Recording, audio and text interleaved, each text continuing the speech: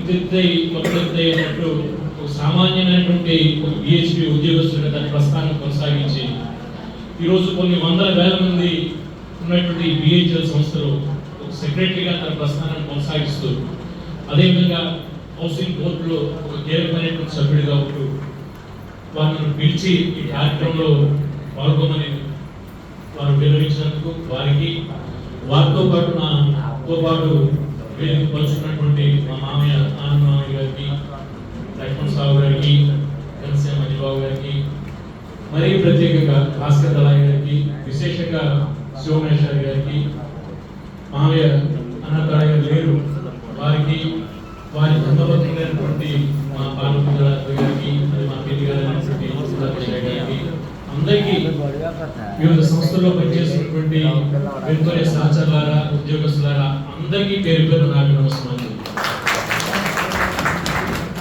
What you communicate is more important than which language you speak in. మనం ఏ భాషలో మాట్లాడుతున్నది important కాదు, మనం ఏం కమ్యూనికేట్ చేస్తున్నది ఇంపార్టెంట్. దయచేసి పెద్దలను మంచిగా తెలుసు కోరుకుంటూ ఏదేమైనా ఈరోజు మన కమ్యూనిటీలో ఉన్నటువంటి విభిన్న వర్గాలకు చెందినటువంటి ఇద్దరు ఉద్యోగస్తులు, ఒకరేమో షిప్ యార్డ్ లో పనిచేస్తున్నారు, ఇంకోరేమో టీచర్గా తన తాలూకా ప్రస్థానం ముగించారు. వారి ఇరువురిని పిలిచి సన్మానించి సత్కరించి పంపించడం అనేటువంటి ఏదైతే ఒక వరవడి ఈరోజు మనల్ని కట్టుబడేసింది.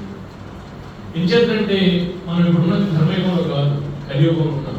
ధర్మం ఒక భాగంలో ఉండదు. అనేక మందికి వారి తాలూకా అవసరార్థమని చెప్పి విచ్చేసిన వారికి, వారి శరణ కోరిన వారికి అనేక మందికి వారు సహాయం చేస్తుంటారు. కానీ